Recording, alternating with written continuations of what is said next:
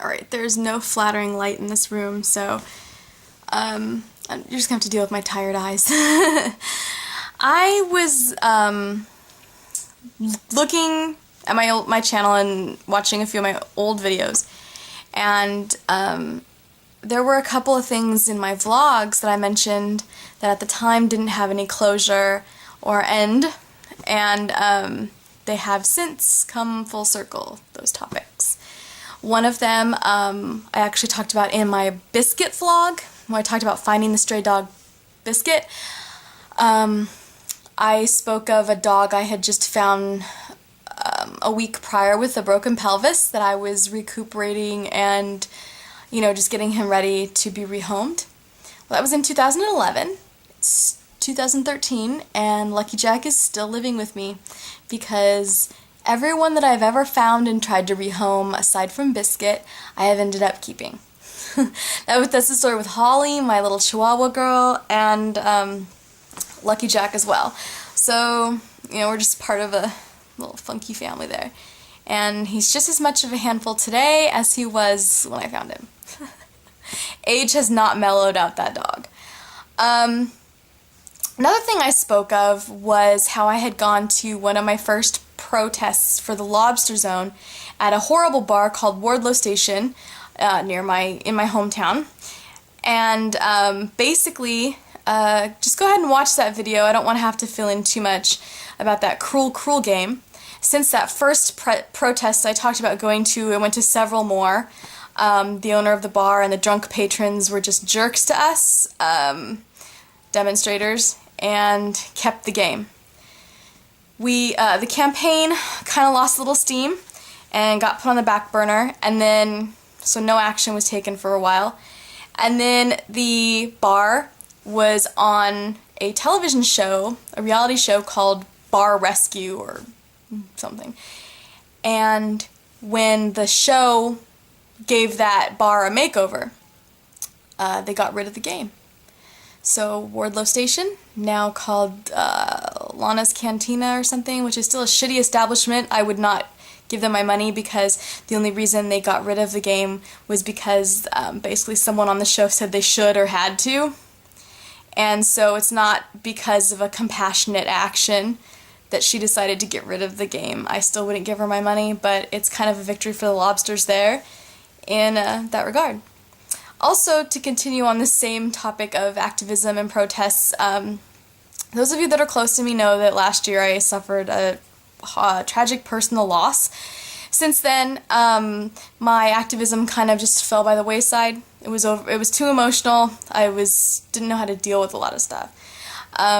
Last year I went to Fur Free Friday. This year, a couple of circus protests, I believe. I did some circus protests last year. I don't even remember. Circus hasn't even come to town, I don't think, this year yet. Anyway, but just this last Saturday I had the privilege of going to the Farmer John demo, which was at the Farmer John Slaughterhouse in Vernon, California. Yes, where they actually bring in the pigs and murder them for pepperoni and bacon and all that crap. So we had a protest there.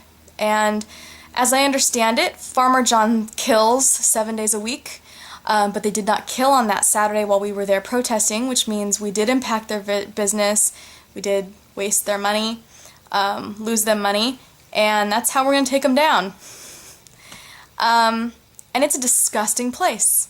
The slaughterhouse has murals and paintings of farms on the outside of it to give this like fake feeling of like wholesomeness. I don't really know what they were trying to do. Fun fact, the artist that started painting that mural fell to his death while doing it, and I understand it was finished by someone else, so sucks.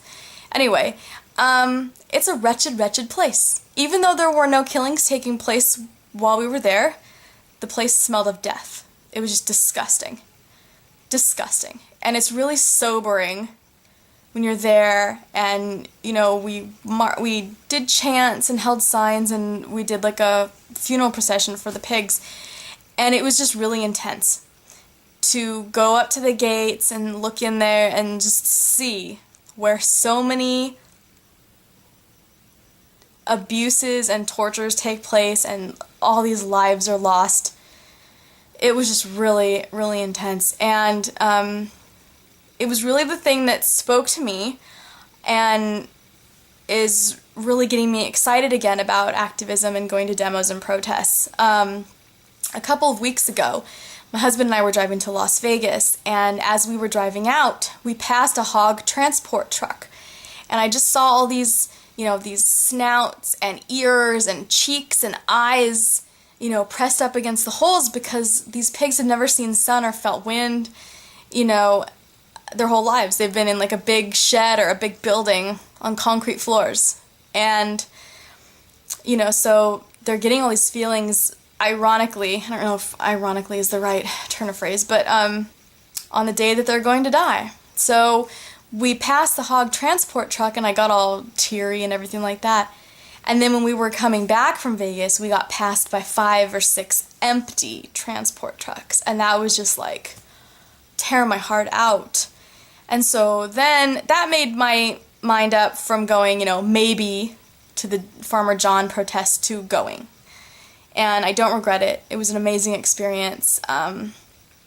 As what happens when you get a lot of demos protesters together. Some people don't agree with other people's methods. You can't please everyone. The important thing is that we were all there for the pigs. And it was just really sobering.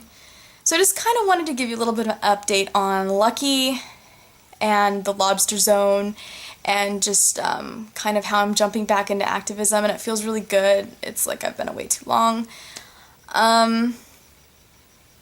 That's really it.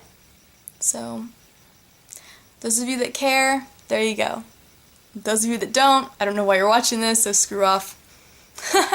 Anyway, so, thanks for watching.